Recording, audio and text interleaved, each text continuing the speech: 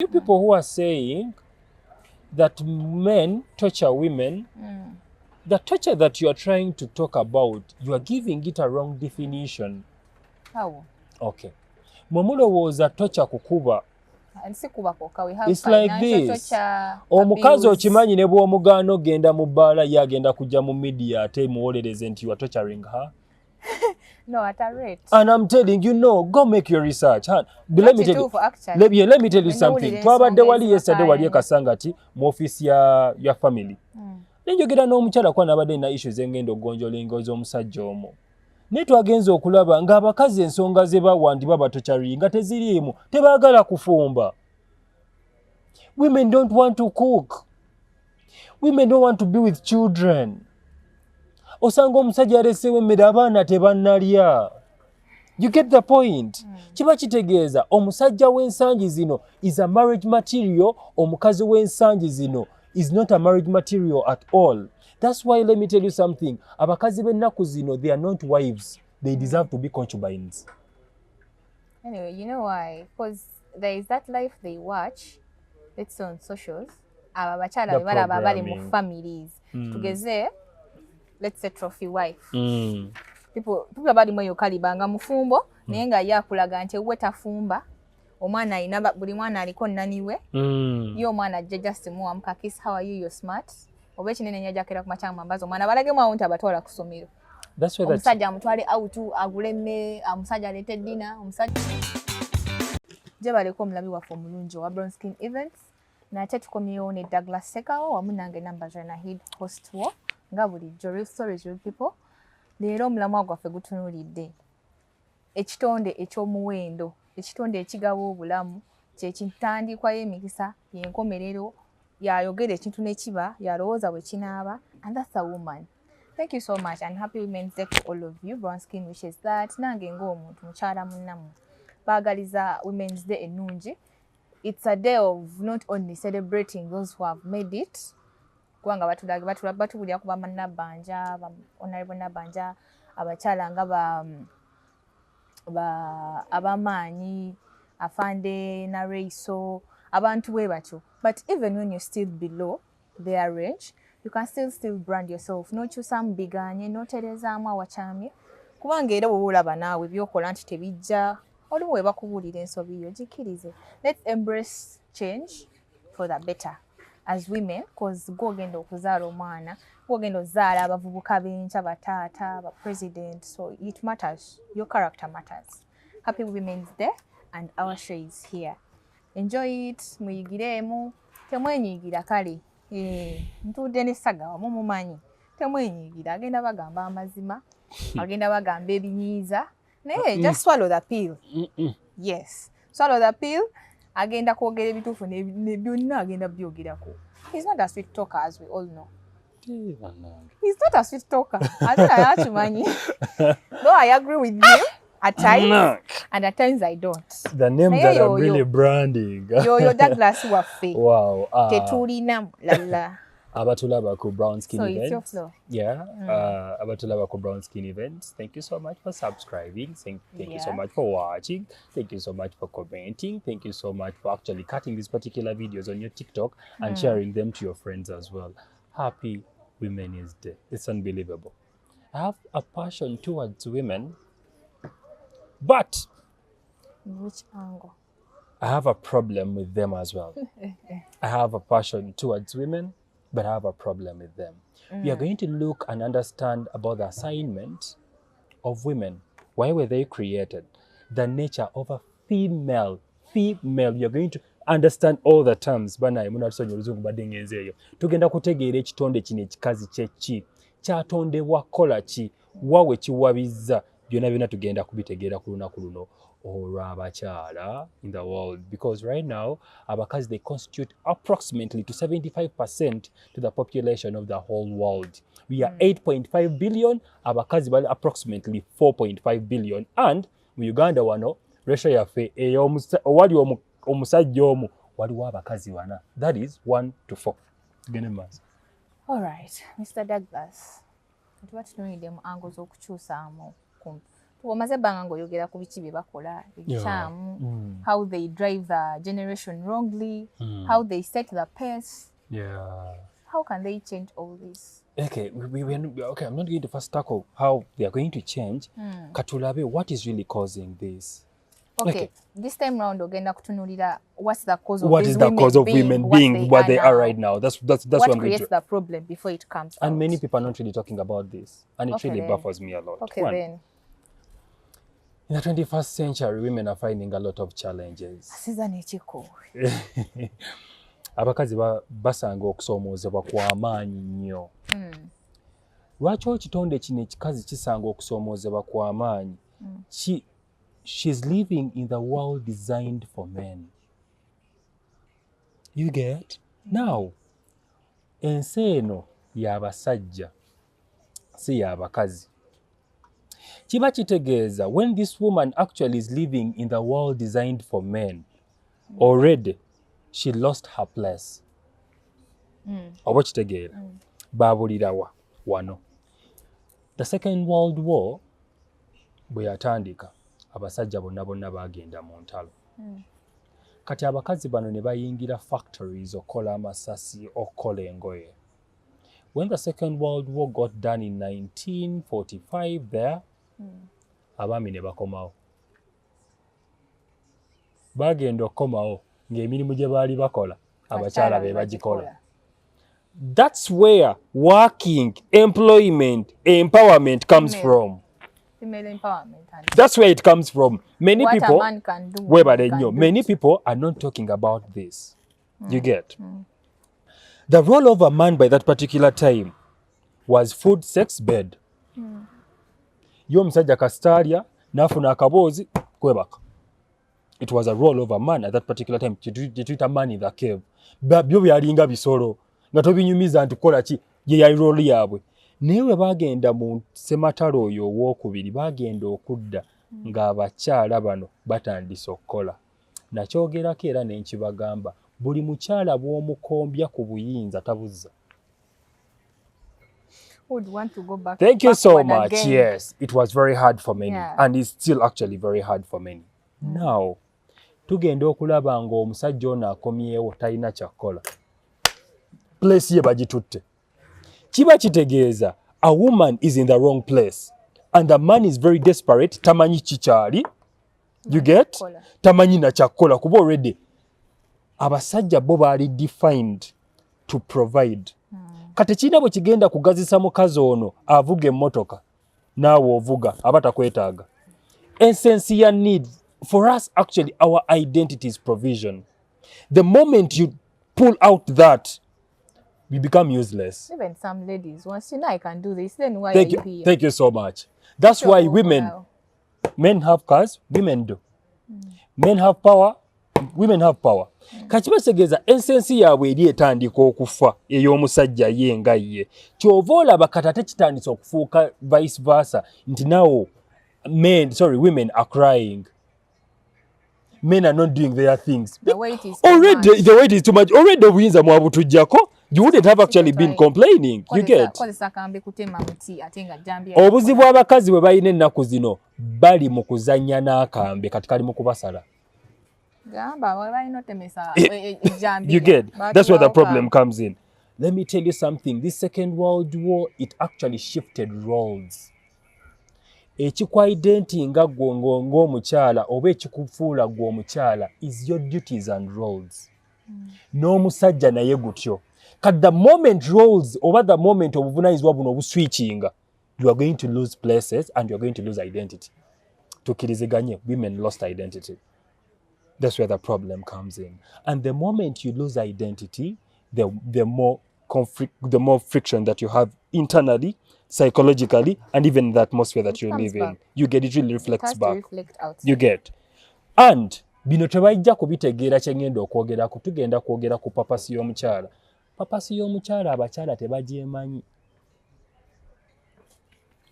What is purpose? Many people don't know what really purpose is. Original value. Original value of something that is in existence.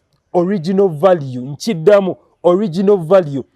Abakazi bano bali mu duplicate. That's why they are crying. That is not their original value for why they are existing. Bali mu bubuze, kyova olaba bakaaba nnyo, kyova olaba kati baafuuka ba savages. Omukazi akusalako obusolo nga talina gwe yeebuuzizaako. Do you know why? They have that hatred boiling into them.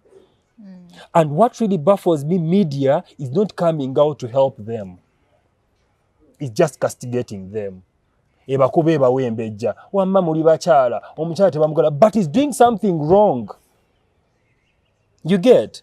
Omuntu ono olina omubuulira ku nsobi ze bw'aba takyusa is okay. Naye nga mumubuulidde you are doing something wrong. You get? Bwe tubagamba nti bakyala mwe, sooka olabirire abaana bo nga tonnatandika kukola. Si tetuba tetwagala okole.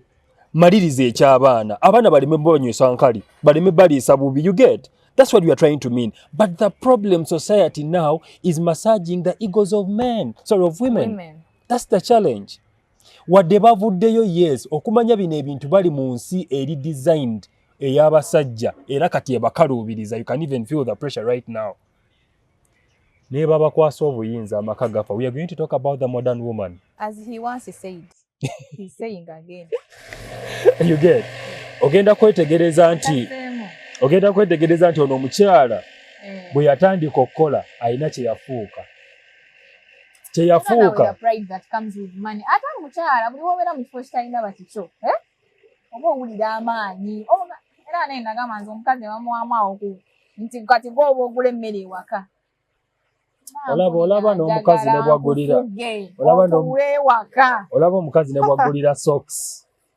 Omukazi asobola okugulira socks n'agamba nga bwe yali akulabirira. Nkuzimbye. Nefiiriza ebintu byange bingi n'enkulambaza. The problem that we, because it's within us, by the way, yes, within us. Original purpose, original identity eno bw'etandika okufa n'okusiimuuka omuntu abula. Era abakazi baabula. Kyova olaba tebeegomba na kitonde kisajja. Baagala nabo kati bafuuke babe n'abasajja bangi. Nga bw'owulira Biru we baagala okugiyisa. Oyo naye yakisussizzaamuuko naye. Ekibuuzo kyange ne kijja. How can you know your purpose? You as a woman. Awo kukinyisaawo. Omukazi omulaba tasobola kumanya papasi ye okujjako ng'eyamutonda n'oyo eyamutonda bwe yamukwasa ng'amuyambyeko. Kankiddemu. Omukazi tasobola kumanya kuyitibwako ng'okujjako eyamutonda ng'eyamutonda oyo yamukwasa omuntu oyo gwe tugenda okulaba, the male, n'amuyambyeko. That's why women who don't have men, they don't have purpose. They have career. You get? Where is the difference? Okay. Being a hyper career woman is okay. It comes with its challenges. I'm going to direct them very well. But knowing your identity, knowing your purpose, you as a woman, it comes with stipulated roles, natural roles. How do you know your natural roles? You know them, but you castigate them. Olabanga that God, oba Katonda yakola ekintu ekiri unjust, yabawa bwenkanya bumala. You get my point? That's where the challenge comes in. Omukazi abeera complete ng'alina omusajja. Era buli mukazi atalina musajja tatuukiridde. And what do you mean by omusajja? Okay. Omusajja Wango ojja tumeza abaana b'abeeru bajalooza buli ali mu mpale ya jini musajja. I don't really. Jalooza buli ali mu mpale ya jini musajja buli akwana. Okay, men. Okay, we have a lot of males, but they are not men. A lot of males, they are there, but they aren't men. Ekitonde kino ekikazi kino kirina kubeera complete nga kirina ekitonde ekisajja. N'ekitonde kino ekisajja waliwo process tekirina okuyitamu okufuna ekitonde kino ekikazi. What is the process? The process comes in here. Katonda bwe yali atonda Adamu, yamutonda bw'ati. This is the story, the hidden story. One. Yasooka n'atonda Adamu nga mulimu Eve. Mm. Right? Naye nga tannamuwa Eve ono, Adamu alina bye yakola nga Eve tannajja. Kati biriwa Adamu bye yakola? Adamu baamutonda mu spirit. Adamu bwe baamutonda mu spirit, omubiri ne bagwambaza ekintu kye baali babumbye awo. Nga ne Eve naye ali muli munda. Laba akanyamberega we kajjira. Nti amukoledde buli kimu, amutadde mu lusuku, mwe muyita olusuku. Eden means the presence of God. Omukazi yenna buli musajja bw'ava ku Eden, tolina gy'omutwala. Buli musajja atayagala kubeera mu presence of God, wabaawo obuzibu. Era ekitonde ekyasooka okwogera mu nsi eno yali Adamu.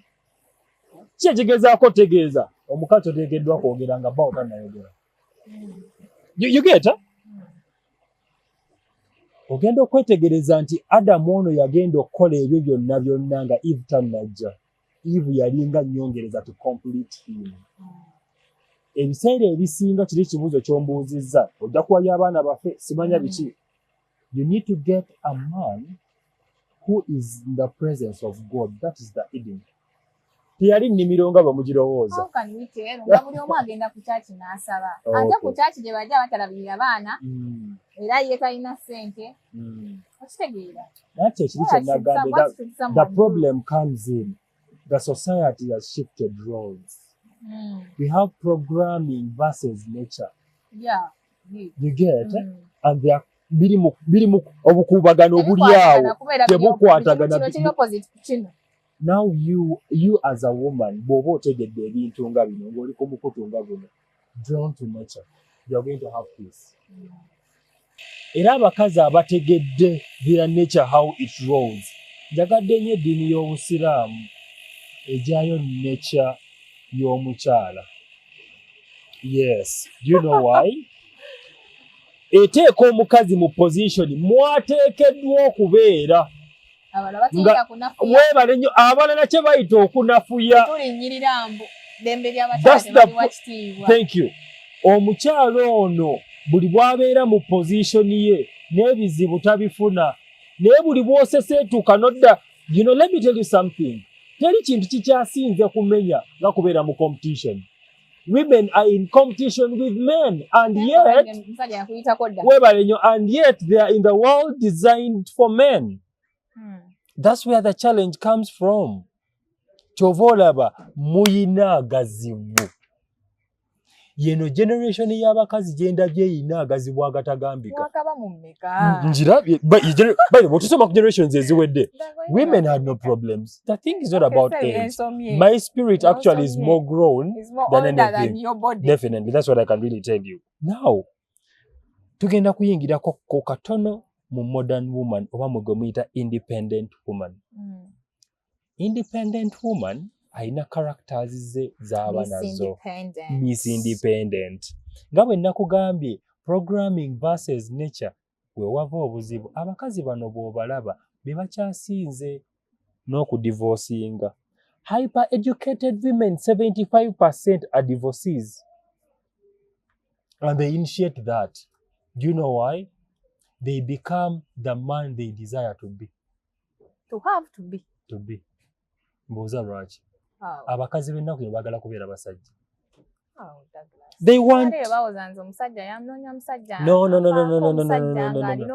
Abakazi b'ennaku zino obalaba baagala kubeera basajja. They want to control. That's what they want. They are thirsty for power. Ku mulembe guno Museveni yatukolera ekizibu oba naye yakiraba. By the way, kino kankyogere ku camera. The more the woman is successful, the more her doors closes. They close in which angle? Relationship, marriage. About the capacity of men that are going to approach her. Definitely. Yes. The more the woman is successful and hyper-educated, the more that closes of chances of getting a good man decreasing. Yeah. but the more the man is successful, the more chances z'okweyongera. Modern woman ajja atya okubeera modern woman atandika bw'ati. Taata we yasooka musayiko. Mbooza ati tugenda kulaba n'omusajja lwaki modern woman oyo amusuulawo. Okitegeera. One, taata agamba kamperera omwana wange. Omwana nsagala bamumanyire. Akulaga asagala bakumanyire. Kadde mukaberako bakawulire. Mwana gwe nkolera saagala basajja kumanyira. Saagala basajja. Obufumbo si first priority. Thank you so much. Kiba kitegeeza obutabanguko mu maka tebutandikira wano ng'abantu balwanye. Already bwali programmed okuva ku bazadde. Omwana ngo obufumbo si ki? Sika priority. Okay. Kibe bisooka. Tugende mpola. Soka kola sente. Webale tugenda kannyonnyoka. Now, bw'olaba taata ono adesigninga ali mu programminga omwana amujja mu nature amuprogramminga aweeredde yes ateekamu the man in her yes kibanga kwata tondo ly'amafuta n'oliteeka mu bijanjalo ate ng'oyagala abalala babirye. Okitegeera taata ono kyali mu kkola akutte tondo ly'amafuta alitadde mu bijanjalo abantu 3 balye. Baliwo abagenda obbirya balimba. Now ogenda okulaba taata aweeredde omwana kindergarten katugambe nursery aweeredde primary ayingidde HSC era omwana bw'ayingira HSC bano abaana bwe bato tagenda kukola combinations zino z'abayabayaba agenda kukola ziyizi PCB. Omulaba nzija tuli mu kukizimba butya taata bwa programming ekintu kino a programminga modern woman wennaku zino on how to choose beba basalira nawo omwana n'akola combinations zetuyita ziri embede peemu. Omwana ayingidde university.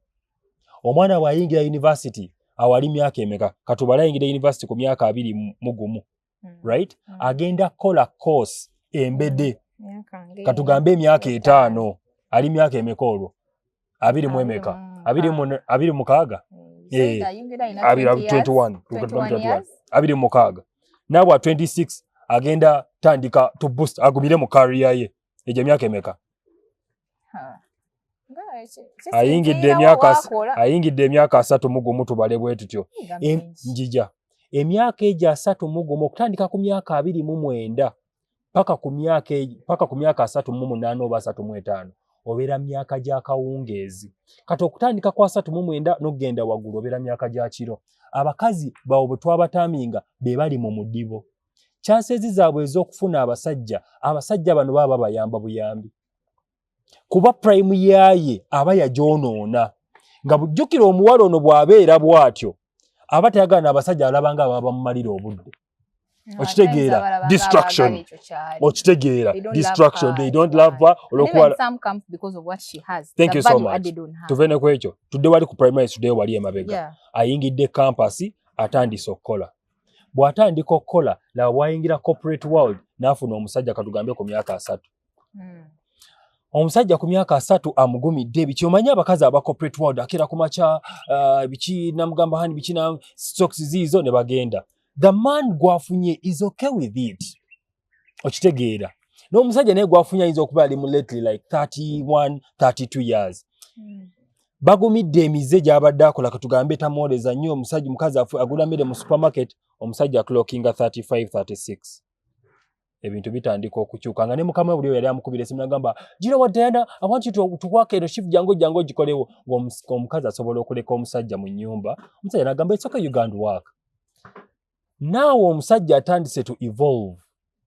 Bw'atandika okuevolvinga agenda kukyusa embala alabenga bine ebya programming bye bakuteekamu yabikooye naye nga naye yali oke mu myaka 4 oba 5 in the beginning.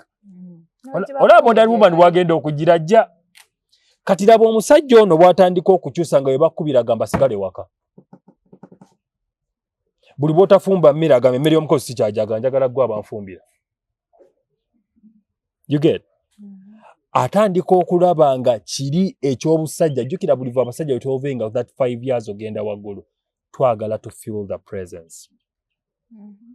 Kati wekitaba ekyo jjukira ono omukazi wamumanyiiza tasobola wali bwe mwatandikira ande jjukira bajja bamuprogramminga kyova olaba amaka gwe muyita amaka g'abasomye galema okitegeera. That's where the problem comes in. Era ogenda okulaba ng'omusajja oyo agenza anoonyezaayo akawala akatali na klasi ye kana aka wansi kake kamukolera byayagala nogamba omusajja paakinga emmotoka yabbe ku muzigo guli naye mu muzigo omwo gwe bamutreatingiranga kabaka. Jjukira omukazi ono alabanga mwenna abenkanankana alaba bw'oyogera naye addamu oba okitegeera. Kati omusajja ono bw'atandika okwezuula omusajja yeezuula bw'ati.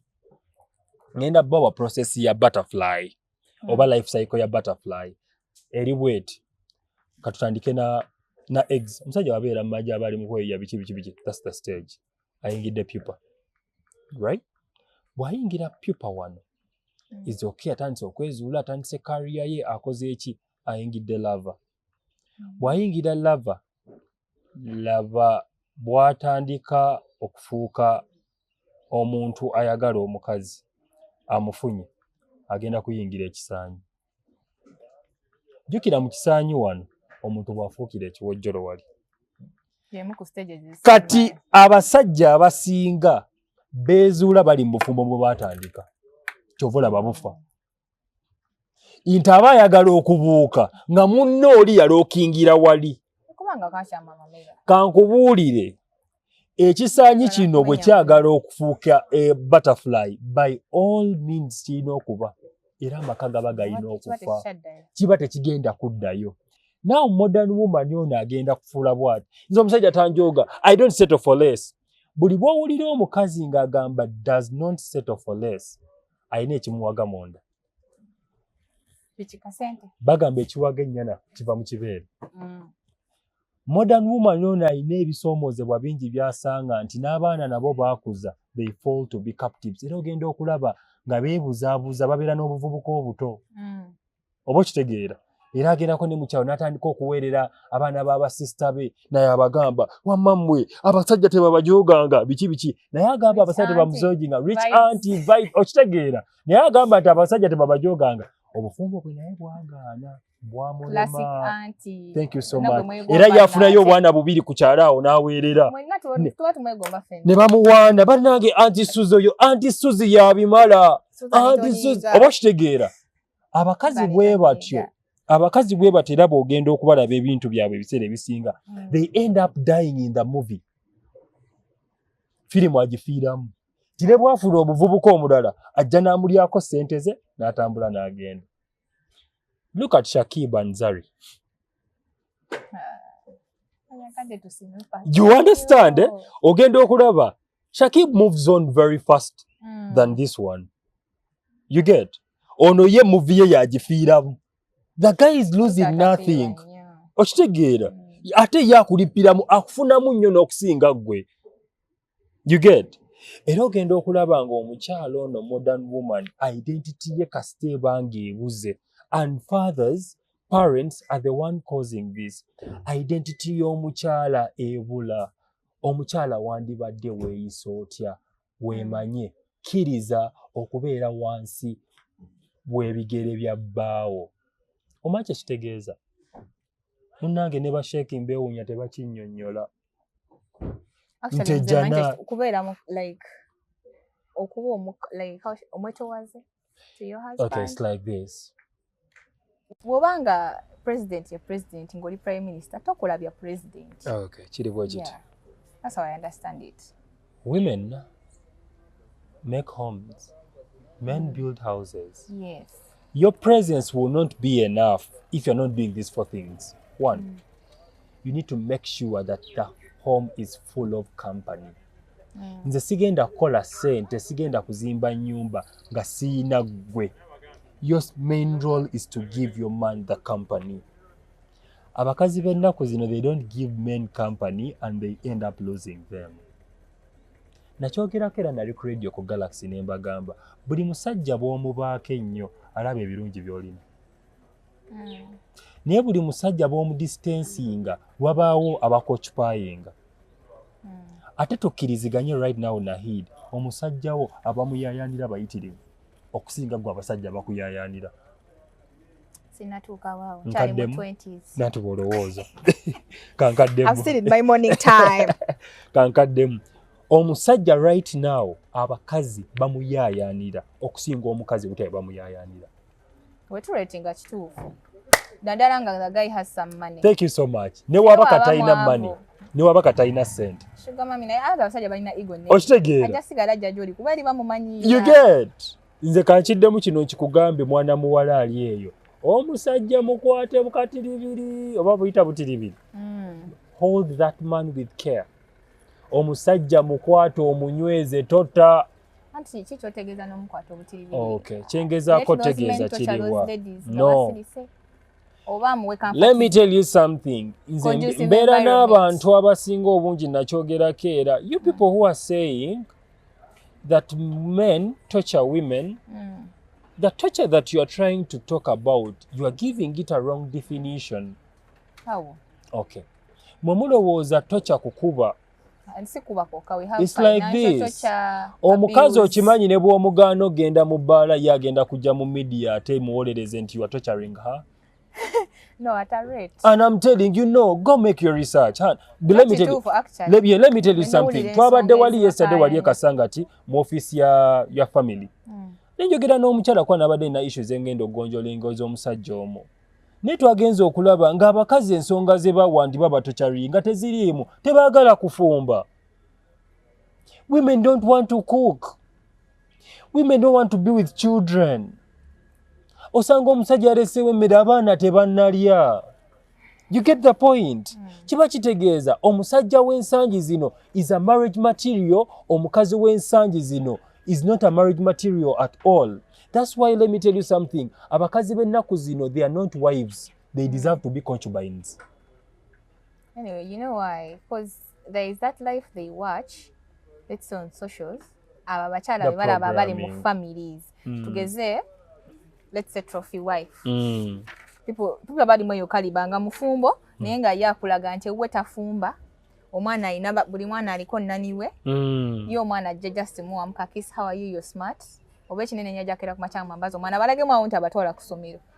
Omusajja amutwale out agule emmere, omusajja alete dinner, omusajja that's wrong. What they want to put in the reality here, which is not what is happening. Njagala tukkiriziganye. Sajja be balina basajja baganda. Njagala tukkiriziganye. Njagala onyiga emmere. Ogimutere ku sowaani, ogoye akalo, byonna obikole. Njagala tukkiriziganye n'abakyala abandaba ku brown skin event. You have lost it all. They are demanding for what won't be served. Definitely, you have lost it all. Buli kimu mukifiiriddwa. Ate ge mazima kyova olaba muzikiridde. Kyova olaba abakazi gye bujja mu myaka 20 mw'ejja. Research alaga abakazi bagenda okusinga okugwa eddaga. Kyokka okimanyi nti nno abo abasajja be beegomba mwezi ensi bwe European countries, Asian countries, they are coming in Africa to get the women who are submissive than their women. Thank you so much. Omukazi wagenda ogamba beere waka ofumba olabirira abaana yakuwe buli kimu nga takiinaako. You know, women believe they were created to be like men. It's wrong. Tebakutondako gwe kubeera nga musajja. Okubeera omusajja n'okubeera nga omusajja byawuka. Kiba kitegeeza tojja kibeera. Okitegedde? You are just tovolaba. That's why omenyeka. Buli bwogezaako okubeera mu bulamu bwo, buli bwogezangako to be like something, you can't be that particular thing. You're just trying to be like it, but you are not it. You get? Kati abakazi kye bagezaako kola. Obulamu bugenda kukaluubiriza nnyo. Thank you so much. You know, I've already told people women are now living in the Lululand. You understand? Ebintu ebirimu fantasy, ebintu ebiri eyo bye bayimagininga bye balaba mu busoopu. Ogenda okula webale nnyo. Bakushoppingira ebintu bya billions olaname. Bannange ekibondo kya Bwarabu. Ekibondo kya Bwarabu kino nno nkyagadde. Kiraze ku bakazi reality. Temuli Bawarabu. Trust me, kiraze ku bakazi reality nti bannange obulamu bukaluba. Nakyogerako buli bw'obeera n'omuntu nga atya okubonaabona, buli bw'obeera n'omuntu nga atya reality, amenya ate akaluubiriza. Kyova olaba abasajja abasinga bonna balemeddwa okusucceedinga mu kye bakola. balina abakazi ensangi zino abatamanyi kiki bali abatasobola nabayambako kubeera bino bwe mwegamba behind a successful man there is a woman. That statement is wrong. It doesn't apply to all. It's wrong. It's wrong. It's wrong. Do you know why? Why? Do you know why it's wrong? Right now in this particular era that we are in, abasajja bemezezza without your support Still, on the red. Because right now when we are in media or some media, when we are discussing issues, we go with the majority. Lwaki twagala to eradicate the problem that is really there in society. You get my point? And media is not really helping us to do that. When we come to media, now they say we are putting women down, we are doing what? But to be honest, challenges are coming. Challenges are really coming and arising up because of that. Nze kankubuulire njogera n'abakyala ata daily naye abakyala bambi ogenda okulaba nga yafiira mu movie. Lwaki? Tamanyi kikyali. Ate togenda kumanya kikyoli nga toli wansi wa musajja. That's why the women that you see that you move n'obalaba nga bali complete, you compare them to their men. That's why I'm always like, marriage is not for everyone. No, marriage is for everyone. Let me correct you on this. But ababagamba marriage is not for everyone. Programming ebasinza amaanyi with nature. Somebody weak. Okitegeera, yes. What we call okay, what really pains me, marriage is not for everyone. Nemudda ku babba namwate ne mubabba. What we call the weakness is, waliyo omukazi atajabeera so submissive kugumira bintu bimu kukola bintu bimu. Nati katuva ku bawamu no bawaki. No, mubaloga no baloga. Asinga abakazi bamabewako banywesa omudagala. Bayotera muvaayo. Basaidi chiki bayizo omuze. Mbuchi. Let me narrate for even that story today. Kata watoka solo oketa. Gwe. Waliwo yanyumiza story. Omuwala nga agenda ebweru. Omuwala bw'agenda ebweru yamalayo yali agenze kusoma for 6 months. Agenda okukomawo ng'omwami yafunayo akawala akalala. Abakazi b'ennaku zino bwe bakwata ku basajja tebabata ne bwategeera nti olina omukazi ewaka. Olwamala ng'omuwala akomawo agenda okukyuka nga bbaawo akyusa. Agezaako okumuzza biganye.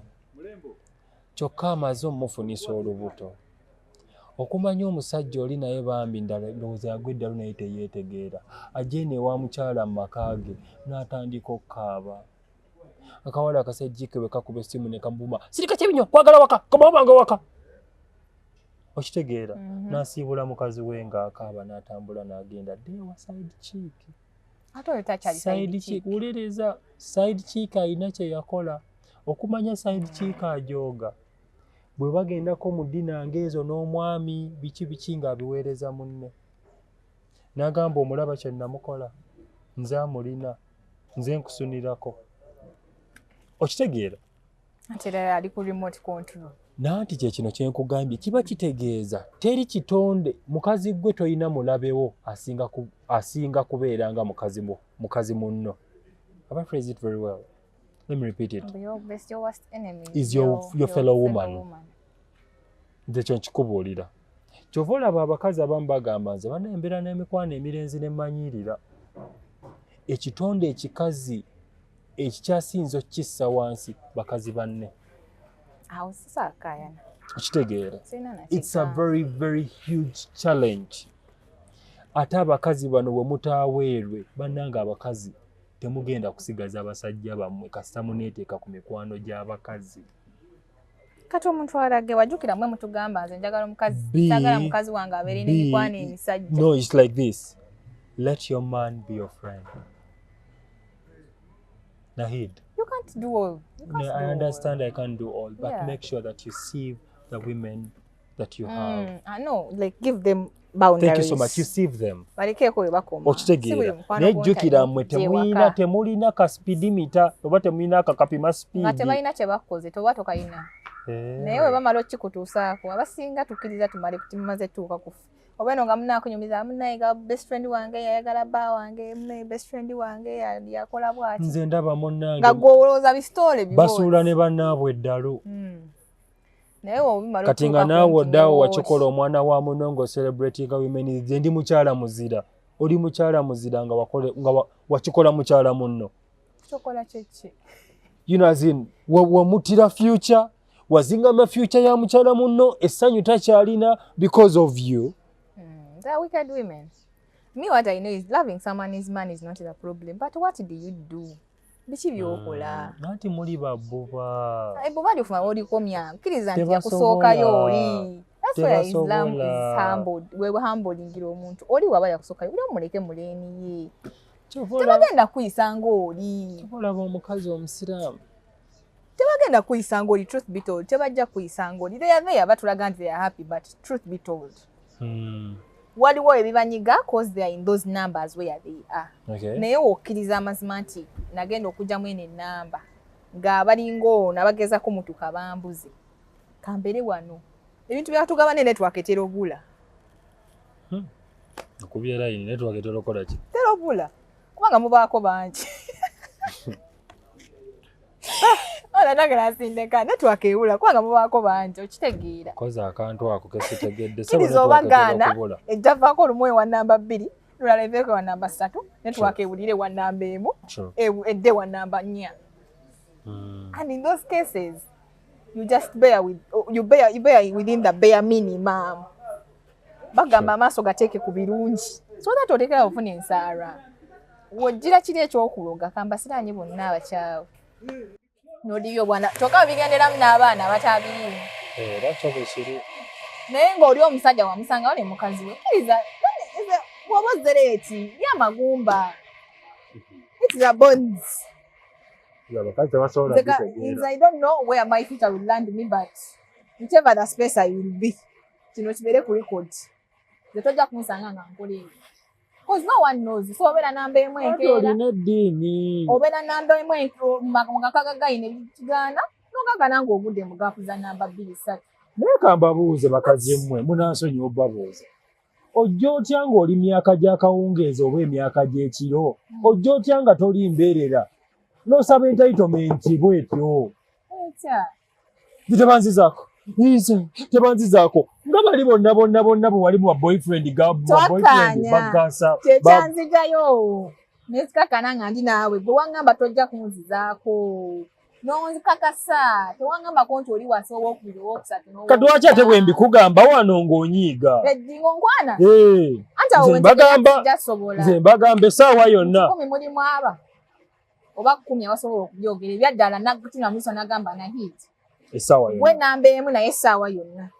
Bayirayo kyonna kyogera. Wano nga mukyali mu bwavu wano abaakukakasa. Nze nakyogera wadde sizirina nnyo. Abaakukakasa koza abayagala obere ne nze namugambirawo. Agenda atandika okuba nga planning with divided minds. Era oli gwe nagambako yaŋŋamba bw'ati. Nze yaŋŋamba kasita mwami Ssegawa otuukiriza obuvunaanyizibwa bwe. Sikulinaako nzira. What God is in my brain.